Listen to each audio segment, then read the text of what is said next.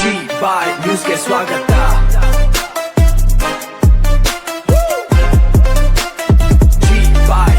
ನಮಸ್ಕಾರ. ಜಿ-ಬಾಯ್ ನ್ಯೂಸ್ ಟಿವಿಯ ವಿಶೇಷ ಸುದ್ದಿ ಪ್ರಸಾರಕ್ಕೆ ತಮಗೆಲ್ಲರಿಗೂ ಆತ್ಮೀಯ ಸ್ವಾಗತ. ಚಿಂತಾಮಣಿಯಲ್ಲಿ ಬಹುನಿರೀಕ್ಷಿತ ಡಾ. ಬಿ.ಆರ್.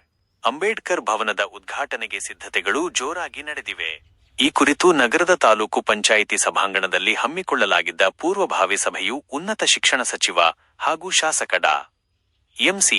ಸುಧಾಕರ್ ಅವರ ನೇತೃತ್ವದಲ್ಲಿ ಅತ್ಯಂತ ಯಶಸ್ವಿಯಾಗಿ ನೆರವೇರಿತು. ಸಭೆಯನ್ನುದ್ದೇಶಿಸಿ ಮಾತನಾಡಿದ ಶಾಸಕರು, ಭವನದ ನಿರ್ಮಾಣ ಕಾರ್ಯ ಹಾಗೂ ಲಭ್ಯವಿರುವ ಅತ್ಯಾಧುನಿಕ ಸೌಲಭ್ಯಗಳ ಬಗ್ಗೆ ವಿವರ ಹಂಚಿಕೊಂಡರು. ಆರಂಭದಲ್ಲಿ ಅನುದಾನ ಬಿಡುಗಡೆಗೆ ಕೆಲ ತೊಡಕುಗಳಿದ್ದರೂ ಸಮಾಜ ಕಲ್ಯಾಣ ಸಚಿವ ಡಾ. ಎಚ್.ಸಿ.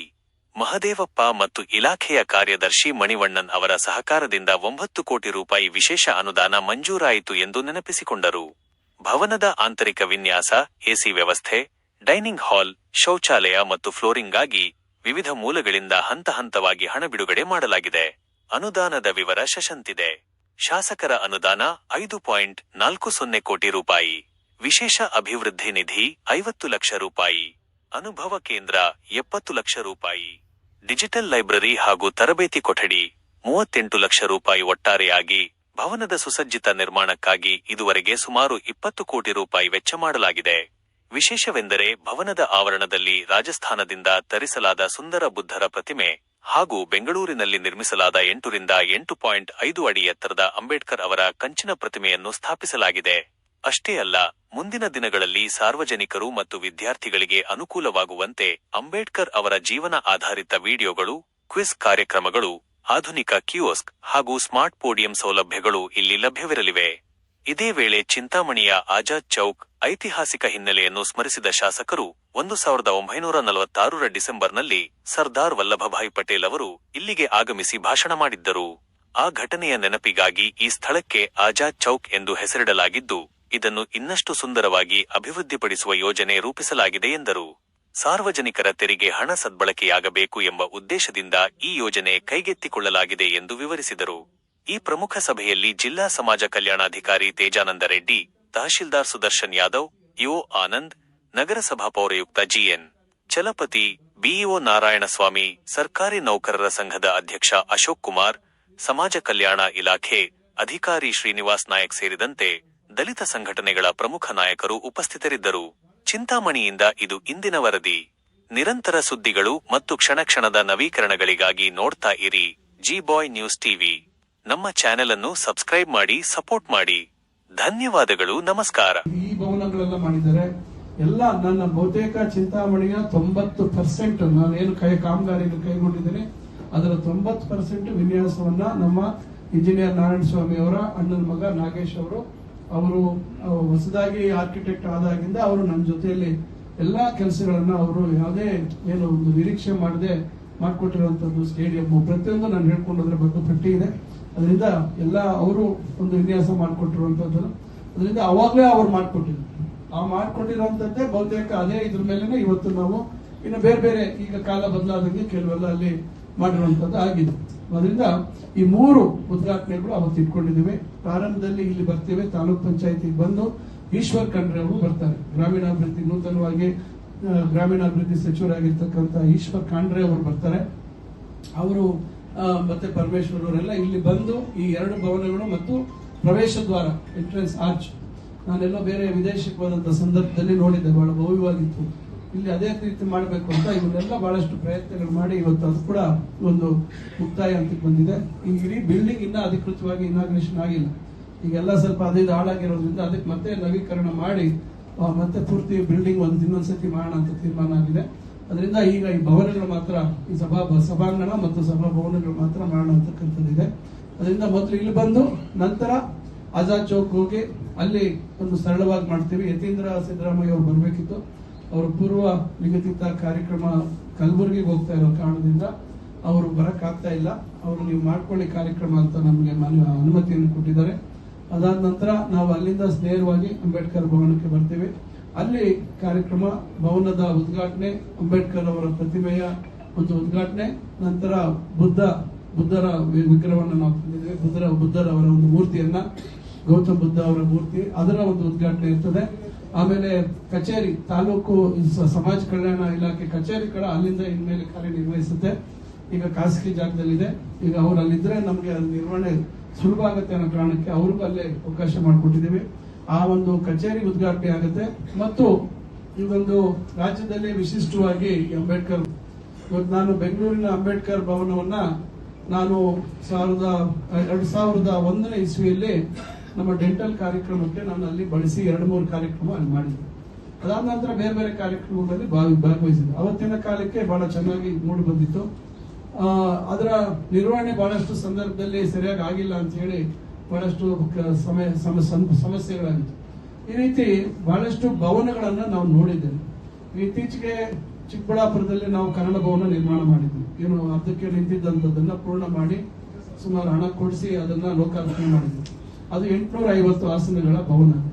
ಅಲ್ಲಿ ಕೂಡ ನಿರ್ವಹಣೆ ಸಮಸ್ಯೆ. ಇವೆಲ್ಲವನ್ನ ನಾನು ಗಮನಿಸಿ ಇಲ್ಲಿ ನಿರ್ವಹಣೆ ಆಗ್ತಕ್ಕಂಥದ್ದು ಬಹಳ ಮುಖ್ಯ. ಇಷ್ಟೆಲ್ಲ ಕೋಟ್ಯಾಂತರ ರೂಪಾಯಿ ನಾವು ಇಲ್ಲಿ ಖರ್ಚು ಮಾಡಿರ್ತಕ್ಕಂಥದ್ದು ಸದ್ವಿನಿಯೋಗ ಆಗಬೇಕು. ಮತ್ತು ನಾವು ಏನು ಹೆಸರಿಟ್ಟಿದ್ದೇವೆ ಆ ಹೆಸರಿಗೆ ಚ್ಯುತಿ ಬರದ ರೀತಿಯಲ್ಲಿ ಅಲ್ಲಿ ಕೆಲಸಗಳ ಕಾರ್ಯಗಳು ಆಗ್ಬೇಕು ಅಂತಕ್ಕಂಥದ್ದು, ಅದು ಎಲ್ಲರಿಗೂ ಮುಟ್ಟಬೇಕು ಅಂತಕ್ಕಂಥ ಆಲೋಚನೆ ಮಾಡಿ ಅಲ್ಲಿ ಒಂದು ಅನುಭವ ಕೇಂದ್ರ ಅಂದ್ರೆ ಎಕ್ಸ್ಪೀರಿಯನ್ಸ್ ಸೆಂಟರ್ ಅಂತ ಇಂಗ್ಲಿಷ್ ನಲ್ಲಿ ಕರೀತಾರೆ. ಆ ಎಕ್ಸ್ಪೀರಿಯನ್ಸ್ ಸೆಂಟರ್ ಆಗ್ಬೇಕಾದ್ರೆ ನಾವು ಅಂಬೇಡ್ಕರ್ ಅವ್ರ ಬಗ್ಗೆ ಭಾಷಣ ವೇದಿಕೆಗಳಲ್ಲಿ ಮಾಡೋದು ಮತ್ತೊಂದು ಮುಖ್ಯ. ಅದಕ್ಕಿಂತ ಮುಖ್ಯವಾಗಿ ಮಕ್ಕಳು ಮತ್ತು ಹಿರಿಯರು ಯಾರಿವತ್ತು ಅಂಬೇಡ್ಕರ್ ಅವ್ರ ಬಗ್ಗೆ ಶಾಲೆಯಲ್ಲಿ ಓದ್ತಾರೆ ಬಿಡ್ತಾರೆ ಬೇರೆ ವಿಚಾರ, ಆದ್ರೆ ಎಷ್ಟು ಅವರ ಬಗ್ಗೆ ಜ್ಞಾನ ಅಥವಾ ಅವರ ಬದುಕಿನ ಬಗ್ಗೆ, ಅವರ ಕಷ್ಟ ನೋವುಗಳ ಬಗ್ಗೆ, ಅವರ ಸಾಧನೆ ಬಗ್ಗೆ, ಅವರ ಬದ್ಧತೆಯ ಬಗ್ಗೆ, ಅವರ ಜೀವನದ ಪಯಣ, ಇವೆಲ್ಲವನ್ನ ಇವತ್ತು ಅರ್ಥ ಮಾಡ್ಕೋಬೇಕು ಅಂತಕ್ಕಂಥದ್ದಕ್ಕೆ ಅಲ್ಲಿ ನಾವು ಒಂದು ರೀತಿ ಎಕ್ಸಿಬಿಷನ್ ಅಥವಾ ಮ್ಯೂಸಿಯಂ ಅಂತ ರೀತಿಯಲ್ಲಿ ನಾವು ಪ್ಯಾನಲ್ಸ್ ಅನ್ನು ಹಾಕಿದ್ದೀವಿ. ಅಲ್ಲಿ ಇರ್ತಕ್ಕಂಥ ಕಾರಿಡಾರ್ಸ್ ಅಲ್ಲಿ ಮಾಡಿದ್ದೀವಿ, ವರಂಡಾಗಳಲ್ಲಿ ಮಾಡಿದ್ದೀವಿ. ಮತ್ತು ಇದನ್ನ ಮತ್ತಷ್ಟು ಇದನ್ನ ಒಂದು ನೆಕ್ಸ್ಟ್ ಲೆವೆಲ್ ಇರಬೇಕು ಅಂತ ಹೇಳಿ ಒಂದು ಅಲ್ಲಿ ಎಂಟ್ರೆನ್ಸ್ ಅಲ್ಲಿ 4 ಕಿಯೋಸ್ಕ್ ಹಾಕಿದ್ವಿ. ಕಿಯೋಸ್ಕ್ ಅಂದ್ರೆ ಕಂಪ್ಯೂಟರ್ ಮಾನಿಟರ್ ಫಿಕ್ಸ್ ಮಾಡಿದ್ದೀವಿ.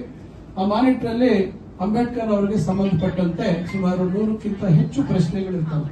ಅವರ ಜೀವನ, ಅವರ ಬೆಳವಣಿಗೆ, ಅವರ ತಂದೆ ತಾಯಿ, ಈ ತರ ಬೇರೆ ಬೇರೆ ಅವ್ರು ಏನೆಲ್ಲ ಓದಿದ್ರು, ಯಾವ ವಿಚಾರದ ಬಗ್ಗೆ ಅವರು ಏನ್ ಅಧ್ಯಯನ ಮಾಡಿದ್ರು, ಏನೆಲ್ಲ ಅವರು ಹೋರಾಟಗಳನ್ನು ಮಾಡಿದ್ರು, ಇವೆಲ್ಲಕ್ಕೂ ಒಳಗೊಂಡಂತೆ ಸುಮಾರು 100-120ಕ್ಕಿಂತ ಹೆಚ್ಚು ಪ್ರಶ್ನೆಗಳಿರ್ತವೆ. ಅಲ್ಲಿ ಒಂದು 10 ಪ್ರಶ್ನೆಗಳ ಒಂದೊಂದು ತುಣುಕುಗಳು ಕ್ವಿಸ್ ಇರ್ತದೆ.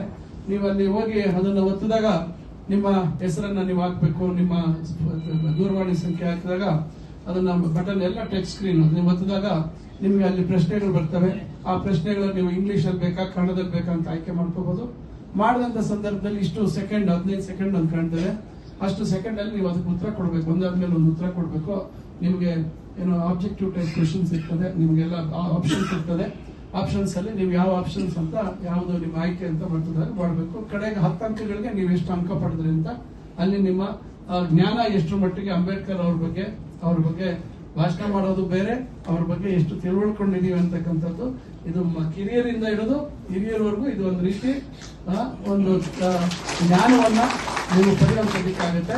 ಇದಾದ್ಮೇಲೆ ನಾವು ಏನ್ ಮಾಡಿದೀವಿ, ಒಳಗಡೆ LED ಪರದೆ ಹಾಕಿದೀವಿ.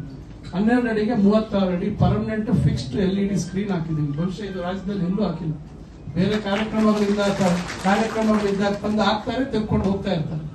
ಇದು ಫಿಕ್ಸ್ಡ್ ಸ್ಕ್ರೀನ್ ಹಾಕಿದೀವಿ. ನಮಗೆ ಊಹೆ ಮಾಡಲಿಲ್ಲ. ಈಗ ಅದು ನೋಡಿ ನನ್ಗೆ ಎಲ್ಲ ಒಂದು ಅದು ಚಿಕ್ಕದಾಗಿ ಕಾಣ್ತಾ ಇದೆ ನನಗೆ. ಆಯ್ತು ಇನ್ನೇನು ಯಾಕಂದ್ರೆ ನಾನು ಅದೇ 12 ಅಡಿಗೆ 36 ಅಡಿ ಅಂದ್ರೆ ಇದು ಬಹುಶಃ ಈ ರೂಮ್ಗಿಂತ ಅಗಲ ಇದೆ. ರೂಮಷ್ಟು ಅಗಲ ಇನ್ನ. ಸೊ ಅದರಿಂದ ಇದು ಮಾಡಿದೀವಿ. ಅಲ್ಲಿ ಅಂಬೇಡ್ಕರ್ ಅವರ ಬಗ್ಗೆ, ಅವರ ಒಂದು ಜೀವನ ಮತ್ತೊಂದು ತುಣುಕುಗಳನ್ನ ಹಾಕುವಂಥದ್ದು, ಮಕ್ಕಳು ಒಂದು ಅರ್ಧ ಗಂಟೆ ಕೂತದಕ್ಕೆ ಅವಕಾಶ ಇದೆ. ಅಲ್ಲೊಂದು ಕಿಯೋಸ್ಕ್ ಹಾಕಿದೀವಿ.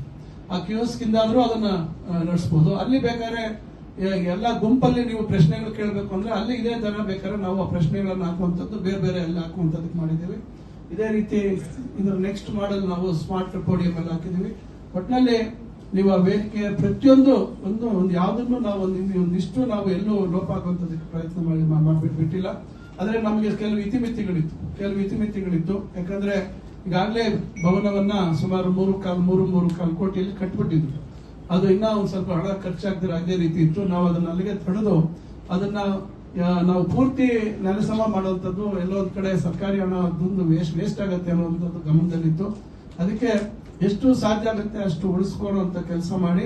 ಇರುವಂತದ್ರಲ್ಲೇ ಸ್ವಲ್ಪ ನಮಗೆ ಸಮಸ್ಯೆಗಳಾಯ್ತು. ಕೆಲವು ಕಾರಿಡಾರ್ಗೆ ನೇರವಾಗಿ ಸಂಪರ್ಕ ಮಾಡೋದು, ಒಳಗೋಗುವಂತದ್ದು, ಇವೆಲ್ಲ ಸ್ವಲ್ಪ ಸಣ್ಣ ಪುಟ್ಟ ನಮ್ಗೆ ಇರುವಂತ ವ್ಯವಸ್ಥೆಯಲ್ಲೇ ನಾವು ಏನೋ ಮಾಡುವಂತ ಪ್ರಯತ್ನ ಮಾಡಿದ್ದೀವಿ. ಯಾಕಂದ್ರೆ ಅದೊಂದು ಸ್ವಲ್ಪ ಪ್ರತ್ಯೇಕವಾಗಿ ಕಾರಿಡಾರ್ಗೆ ಹೋಗಕ್ಕಾಗಲ್ಲ, ಒಳಗೆ ಎಂಟ್ರಾಗಿ ಕಾರಿಡಾರ್ಗೆ ಹೋಗ್ಬೇಕು. ಇವೆಲ್ಲ ಮೆಟ್ಲೆಲ್ಲ ಅಡ್ಡ ಇತ್ತು, ಇನ್ನು ಮೆಟ್ಲೆಲ್ಲ ತೆಗಿಬೇಕಿತ್ತು. ಇನ್ನು ತೆಗೆದ್ರೆ ಬಹುಶಃ ಎಲ್ಲ ಬಿಲ್ಡಿಂಗ್ ತೆಗಿಬೇಕಿತ್ತು. ಅದರಿಂದ ಅವೆಲ್ಲ ಆದಷ್ಟು ಅದನ್ನ ಜಾಸ್ತಿ ಇದ್ ಮಾಡದಿರ ನಾವು ಅದನ್ನ ಉಳಿಸ್ಕೊಳ್ಳುವಂತ ಒಂದು ಪ್ರಯತ್ನ ಮಾಡಿದ್ದೀವಿ. ಇದನ್ನ ಸರ್ಕಾರದಿಂದ 2 ಕೋಟಿ ರೂಪಾಯಿ ಅನುದಾನ ಬಂದಿತ್ತು. ಹಿಂದೆ ಇದ್ದಂತಹ ಶಾಸಕರ ಅನುದಾನದಲ್ಲಿ 1 ಕೋಟಿ ಕೊಟ್ಟಿದ್ದಾರೆ. ಡಿಸ್ಟ್ರಿಕ್ಟ್ ಮೈನಿಂಗ್ ಟ್ರಸ್ಟ್ ಫಂಡ್ ಅದರಲ್ಲಿ 1 ಕೋಟಿ ಕೊಟ್ಟಿದ್ದರು. ಒಟ್ಟು 4 ಕೋಟಿ ಅವಾಗ ಇತ್ತು. ಅದರಲ್ಲಿ ಖರ್ಚಾಗದೇ ಇತ್ತು, ಸುಮಾರು 1 ಕೋಟಿವರೆಗೂ ಖರ್ಚಾಗದೇ ಇತ್ತು. ಅದು ಯಾವುದು ಪೂರ್ಣ ಆಗಿರ್ಲಿಲ್ಲ. ಆದ್ರೆ ನಾವು ನಂತರ ಸುಮಾರು 9 ಕೋಟಿ ನಾನು ಮಾದೇವಪ್ಪ ಅವರ ಹತ್ರ ವಿನಂತಿ ಮಾಡಿಕೊಂಡು ಅವ್ರ ಸಮಾಜ ಕಲ್ಯಾಣ ಸಚಿವರಾಗಿದ್ರು. ಆಮೇಲೆ ಮರ್ತೋದೆ, ಮಾದೇವಪ್ಪನವರು ಬರ್ತಾರೆ, ಸಾರಿ, ಮಾದೇವಪ್ಪನವರು ನನಗೇನು ಅವರು ಪ್ರಾರಂಭದಲ್ಲಿ ನಾನು ಕೇಳಿದಾಗ ಎಲ್ಲ ಅಧಿಕಾರಿಗಳು ವಿರೋಧ ಮಾಡಿದ್ರು. ಇದು ತಾಲೂಕು ಮಟ್ಟಕ್ಕೆ 2 ಕೋಟಿ ಕೊಡೋದು, ಅದ್ರ ಮೇಲೆ ನಾವು ಕೊಡಕ್ ಬರಲ್ಲ ಅಂತ ಹೇಳಿ. ಆದ್ರೆ ಮಾದೇವಪ್ಪನವರು ನನಗೆ ಇದೊಂದು ವಿಶೇಷ ಪ್ರಕರಣ ಅಂತ ಕೊಡ್ಲೇಬೇಕು ಅಂತ ಅವ್ರ ಅಧಿಕಾರಿಗಳಿಗೆ, ಕಮಿಷನರ್ಗೆ ಸೂಚನೆ ಕೊಟ್ರು. ರಾಕೇಶ್ ಅಂತ ಸಮಾಜ ಕಲ್ಯಾಣ ಕಮಿಷನರ್ ಇದ್ರು, ಅವರು ಪೂರ್ತಿ ವಿರೋಧವಾಗಿ ಬರೆದ್ರು. ಆದ್ರೆ ಮಣಿವಣ್ಣನ್ ಅವರು ಸೆಕ್ರೆಟರಿ ಇದ್ರು, ಅವರು ನನ್ನ ಸ್ನೇಹಿತರಿಗೆ ಫೋನ್ ಮಾಡಿದ್ರು ಬೇರೆ ಯಾವುದೋ ವಿಚಾರಕ್ಕೆ. ಅವರು ಈಸ್ ಮೈ ಫ್ರೆಂಡ್ ಅಂತ ಹೇಳಿ, ನನಗೆ ಸುಧಾಕರ್ ಅವ್ರು ನನ್ನ ಫ್ರೆಂಡ್ ಅಂತ ಹೇಳಿ ಅವರು ಸಹ ಮಾದೇವಪ್ಪನವ್ರು ಹೇಳ್ದಂಗೆ ಅವರೇ ಫೈಲ್ ತರಿಸ್ಕೊಂಡು, ಬೇಕಾದ್ರೆ ಫೈಲ್ ನೋಟಿಂಗ್ಸ್ ನೋಡಿ ವಿರೋಧ ಬರ್ದಿದ್ರು, ಕೊಡಕ್ ಬರಲ್ಲ ಅಂತ. ಅದನ್ನ ತರಿಸ್ಕೊಂಡು ಅವರು ನನಗೆ 9 ಕೋಟಿ ಕೊಟ್ರು. ಆದ್ರೆ ನಾವು ಇದನ್ನ ಮಾಡುವಂತ ಸಂದರ್ಭದಲ್ಲಿ ಯಾಕೋ ಇದು ಏರ್ ಕಂಡೀಷನಿಂಗ್ ಇವೆಲ್ಲ ಪ್ರತಿಯೊಂದು ಮಾಡಕ್ಕೆ ಲೆಕ್ಕ ಹಾಕಿದಾಗ ಹಣ ಸಾಕಾಗಿಲ್ಲ ಅಂತ ಬಂದಾಗ ನಾನು ಮುಖ್ಯಮಂತ್ರಿಗಳು ಸಿದ್ದರಾಮಯ್ಯನವರು ಅವಾಗ ಆ ಸಂದರ್ಭದಲ್ಲಿ ಅವರು 50 ಕೋಟಿ ಪ್ರತಿಯೊಂದು ವಿಧಾನಸಭಾ ಕ್ಷೇತ್ರಕ್ಕೆ, ಮುಖ್ಯವಾಗಿ ವಿಶೇಷವಾಗಿ ಕಾಂಗ್ರೆಸ್ ಶಾಸಕರು 50 ಕೋಟಿ ಕೊಟ್ಟರು, ವಿರೋಧ ಪಕ್ಷದವರು 25 ಕೋಟಿ ಕೊಟ್ಟರು. ಆ ಸಂದರ್ಭದಲ್ಲಿ ನಾನು ಇದಕ್ಕೆ ಇಲ್ಲ, ಇದು ಪೂರ್ಣ ಆಗ್ಬೇಕು, ನನ್ನ ಆದ್ಯತೆ ಇದು ಅಂತ ಹೇಳಿ ನಾನು 5 ಕೋಟಿ 40 ಲಕ್ಷ ಕೊಟ್ಟೆ. ಮತ್ತೆ ಬಂದು ಡೈನಿಂಗ್ ಹಾಲ್ ಅದೆಲ್ಲ ನೋಡಿದೆ, ಯಾಕೋ ನನಗೆ ಅಷ್ಟು ಇಷ್ಟಲಿಲ್ಲ ಅದು ಮಾಡಿದ್ದೆಲ್ಲ. ಅದನ್ನೆಲ್ಲ ಫ್ಲೋರಿಂಗ್ ಎಲ್ಲ ತೆಗೆಸಿ, ಅಲ್ಲೆಲ್ಲ ವ್ಯವಸ್ಥೆಗಳು ಸರಿ ಇರಲಿಲ್ಲ, ಕೈ ತೊಳೆಯುವಂಥದ್ದು, ಟಾಯ್ಲೆಟ್ ಇವೆಲ್ಲ ಮತ್ತೆ ಬದಲಾಯಿಸಬೇಕು. ಇಷ್ಟೆಲ್ಲ ಮೇಲೆ ಚೆನ್ನಾಗಿ ಮಾಡಿ ಕೆಳಗೆ ಸರಿಯಾಗಿ ಮಾಡದಿದ್ರೆ ಚೆನ್ನಾಗಿರಲ್ಲ ಅಂತ ಹೇಳಿ ಮತ್ತೆ 50 ಕೋಟಿ ಕೊಟ್ಟೆ. ಏನು ನಾನೀಗ ಅನುಭವ ಕೇಂದ್ರ ಎಕ್ಸ್ಪೀರಿಯನ್ಸ್ ಸೆಂಟರ್ ಮಾಡಬೇಕು ಅಂದಾಗ ಅದಕ್ಕೆ ಮತ್ತೆ ಸುಮಾರು 70 ಲಕ್ಷ ಕೊಟ್ಟೆ. ಇದು 50 ಲಕ್ಷ ಕೊಟ್ಟೆ, ಇದು 50 ಕೋಟಿ 50 ಲಕ್ಷ ಕೊಟ್ಟೆ. ಮತ್ತೆ ಇದು 70 ಲಕ್ಷ ನನ್ನ ಶಾಸಕರ ಅನುದಾನದಲ್ಲಿ ನಾನು ಕೊಟ್ಟೆ. ಮತ್ತೆ ಕೆಲವರು ಬಂದು ನನಗೆ ಒಂದು ರೀತಿ ಏನೋ ಒಂದು ಬೇಡಿಕೆ ಇಟ್ರು. ಆಗ ಹಿಂದ್ಗಡೆ ಒಂದು ಏನೋ ಒಂದು ಸ್ಪರ್ಧಾತ್ಮಕ ಪರೀಕ್ಷೆಗಳು ಮತ್ತೆ ಇತರೆ ಕೆಲವರು ಓದುವಂತದಕ್ಕೆ ಅವ್ರಿಗೆ ಅನುಕೂಲ ಆಗ್ಬೇಕು ಅಂತ ಹೇಳಿ ಒಂದು ಡಿಜಿಟಲ್ ಲೈಬ್ರರಿ ತರ ಮಾಡಬೇಕು ಅಂತ ಹೇಳಿ, ಏನಂದ್ರೆ ಒಂದು ಉನ್ನತ ಶಿಕ್ಷಣದಲ್ಲಿ ಹೆಚ್ಚು ಏನೋ ಮಾಹಿತಿ ಅಥವಾ ಓದುವಂತದಕ್ಕೆ, ಸ್ಪರ್ಧಾತ್ಮಕ ಪರೀಕ್ಷೆಗಳಿಗೆ ಓದುವಂತದಕ್ಕೆ ವ್ಯವಸ್ಥೆ ಮಾಡಬೇಕು ಅಂತ ಹೇಳಿ ಹಿಂದೆ ಇದ್ದಂತ 2 ಕೊಠಡಿಗಳಲ್ಲಿ ಮತ್ತೆ ಬದಲಾಯಿಸಿ ಅದಕ್ಕೆ ನಾನು ಮತ್ತೆ 38 ಲಕ್ಷ ನನ್ನ ಶಾಸಕರ ಅನುದಾನ ಕೊಟ್ಟಿದ್ದೀನಿ. ಈಗ ಒಟ್ಟು 1.5 ಕೋಟಿಗಿಂತ ಹೆಚ್ಚು ಅನುದಾನ, 1.5 ಕೋಟಿ ಈಗ ಇನ್ನೂ ಸ್ವಲ್ಪ ಕೊಡ್ಬೇಕು. ಈಗ ಇಲ್ಲಿ ಕಾನ್ಫರೆನ್ಸಿಂಗ್ ಫೆಸಿಲಿಟಿ ಇದೆ, ಇಲ್ಲಿ ಹಿಂದೆ ಮುಂದೆ ಕ್ಯಾಮ್ರಾ, ಹಿಂದೆ ಕ್ಯಾಮ್ರಾ. ನಾಳೆ ಬೇರೆ ರೀತಿಯಲ್ಲಿ ದೊಡ್ಡದಾಗಿ ಆಗ್ಬೇಕಾದ್ರೆ ಅದು ಹಾಕಿರ್ಲಿಲ್ಲ. ಈಗ ಅದಕ್ಕೆ ಮತ್ತೆ ದುಡ್ಡು ಕೊಡ್ತಾ ಇದೀವಿ, ಈಗ ಮತ್ತೆ ಈಗ ಹಾಕ್ಸ್ತಾ ಇದೀವಿ, ಅದಕ್ಕೆ ಮತ್ತೆ ಹೆಚ್ಚುವರಿ ಕೊಡ್ತಾ ಇದೀವಿ. ಈಗ ಅಲ್ಲಿ ಸೀಟ್ ನಂಬರಿಂಗ್ ಇನ್ನೊಂದು ಕೆಲವೆಲ್ಲ ಹಾಕ್ಬೇಕು ಅಂತಕ್ಕಂಥದ್ದಿತ್ತು, ಮುಂದೆ ಅದು ಉಪಯೋಗಕ್ಕೆ ಬರುವಂತ ರೀತಿಯಲ್ಲಿ ಈಗ ಅದಕ್ಕೆ ಮತ್ತೆ ನಾನು ಮತ್ತೆ ಸ್ವಲ್ಪ ಹೆಚ್ಚುವರಿ ದುಡ್ಡು ಕೊಡ್ತೀನಿ ಅಂತ ಹೇಳಿದ್ದೀನಿ. ಈ ರೀತಿ ಇವೆಲ್ಲ ಲೆಕ್ಕ ಹಾಕಿದ್ರೆ ಸರಿ ಸುಮಾರು 20 ಕೋಟಿ ಆಗುತ್ತೆ. ಇವೆಲ್ಲ ಲೆಕ್ಕ ಹಾಕಿದ್ರೆ ಸುಮಾರು ಎಲ್ಲ ಸೇರಿ 20 ಕೋಟಿ ಆಗುತ್ತೆ. ಇದು ಅಂಬೇಡ್ಕರ್ ಅವರ ಪುತ್ಥಳಿ ಮತ್ತೆ ಬಾಬು ನಮ್ಮ ಬುದ್ಧ ಅವರ ಪುತ್ಥಳಿ ಹೊರತುಪಡಿಸಿ ನಾವು ರಾಜಸ್ಥಾನದಿಂದ ಬುದ್ಧ ಅವರ ಪುತ್ಥಳಿಯಿಂದ ನಾವು ಮಾಡಿಸ್ಕೊಂಡ್ ಬಂದ್ವಿ. ಇಲ್ಲಿ ಅಂಬೇಡ್ಕರ್ ಅವ್ರ ಪುತ್ಥಳಿಯನ್ನ ಬೆಂಗಳೂರಲ್ಲಿ ನಾವು ಮಾಡಿಸಿದ್ವಿ. ಅದು ನಮ್ಮ ಸ್ನೇಹಿತರು ಬಹಳಷ್ಟು ಜನ ಅವರೆಲ್ಲರೂ ನಾವು ಉಪಯೋಗಿಸ್ಕೊಂಡ್ವಿ. ಅವರೆಲ್ಲ ಅದು ಮೇಣದಲ್ಲಿ ಮಾಡಿದ್ದು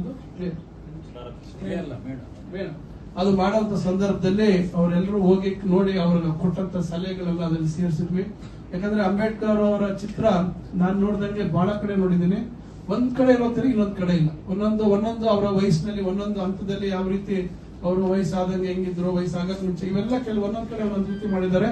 ಈಗ ನಮ್ಮ ಸ್ನೇಹಿತರುಗಳು ಇವರೆಲ್ಲರೂ ಹೋಗಿ ನೋಡಿ ಅವರು ಅಂತಿಮವಾಗಿ ಅವರು ಇದು ಇರ್ಲಿ ಅಂತ ಹೇಳಿದ್ಮೇಲೆ ನಾವು ಅದನ್ನ ಮುಂದುವರಿಸಿ ಅದನ್ನ ಇದ್ರ ಕಂಚಲ್ಲಿ ಮಾಡ್ತಕ್ಕಂಥ ಕೆಲಸ ಆಗಿದೆ. ಅದು ಸುಮಾರು 8.5 ಅಡಿ ಎತ್ತರ ಇರ್ತಕ್ಕಂಥ ಪ್ರತಿಮೆ. ಅದರಿಂದ ಇವೆಲ್ಲ ಪ್ರಯತ್ನಗಳನ್ನ ಮಾಡಿದೀವಿ. ಈಗ ಸುತ್ತಲೂ ಗಿಡ ಹಾಕ್ತಕ್ಕಂಥ ಕೆಲಸವನ್ನು ಮಾಡ್ತಾ ಇದೀವಿ, ಅದೆಲ್ಲ ನಾವೇ ಸ್ವಂತ ಮಾಡಿಸ್ತಾ ಇದೀವಿ. ಇವೆಲ್ಲ ಈ ರೀತಿ ಗಾಡಿ ಹೋಗ್ಬೋದು, ಒಂದು 30-35 ಕಾರ್ ನಿಲ್ಸ್ಬೋದು, ಬೈಕ್ಗಳು ನಿಲ್ಸ್ಬೋದು. ಬಹಳ ಒಂದು ವ್ಯವಸ್ಥಿತವಾಗಿ ಇವತ್ತು ಮಾಡುವಂತ ಕೆಲಸವನ್ನು ನಾವು ಮಾಡಿದೀವಿ. ಆದ್ರೆ ಇದನ್ನ ಉಪಯೋಗ ಆಗ್ಬೇಕು ಅಂತಕ್ಕಂಥ ದೃಷ್ಟಿಯಲ್ಲಿ ಈಗ ನಾವು ಮುಂದಿನ ದಿನಗಳಲ್ಲಿ ಶಾಲೆಯ ಮಕ್ಕಳು ಸರ್ಕಾರಿ ಮತ್ತು ಖಾಸಗಿ ಶಾಲೆಯ ಮಕ್ಕಳು, ಕಾಲೇಜಿನ ವಿದ್ಯಾರ್ಥಿಗಳು ಆಗಿಂದಾಗೆ ಅವರು ಬಂದು ಇಲ್ಲಿ ಒಂದು ಪ್ರವಾಸದ ರೀತಿಯಲ್ಲಿ ಬಂದು ಈ ಅಂಬೇಡ್ಕರ್ ಭವನದ ವೀಕ್ಷಣೆ ಜೊತೆಗೆ ಅಂಬೇಡ್ಕರ್ ಅವರ ಕ್ವಿಜ್ ಅಲ್ಲಿ ಪಾಲ್ಗೊಳ್ತಕ್ಕಂಥದ್ದು ಮತ್ತು ಒಳಗಡೆ ಹಾಲಲ್ಲಿ ಕೂತ್ಕೊಂಡು ಅಂಬೇಡ್ಕರ್ ಅವರ ಬಗ್ಗೆ ನಾವು ಏನು ಪ್ರದರ್ಶನ ಮಾಡ್ತೀವಿ ಬಹಳಷ್ಟು ಇದನ್ನ ಮಾಹಿತಿ ಸಂಗ್ರಹಣೆ ಮಾಡಿದ್ದೀವಿ. ಇನ್ನು ಅದಕ್ಕೆ ಸೇರಿಸುವಂತದ್ದಾಗುತ್ತೆ ಅಂಬೇಡ್ಕರ್ ಅವರ ಜೀವನ ಮತ್ತು ವಿಡಿಯೋ ರೂಪದಲ್ಲಿ. ಯಾಕಂದ್ರೆ ಇಷ್ಟು ಒಳ್ಳೆ ಒಂದು ಥಿಯೇಟರ್ ಇದ್ದಲ್ಲಿ ಒಂದು ರೀತಿ ನೀವು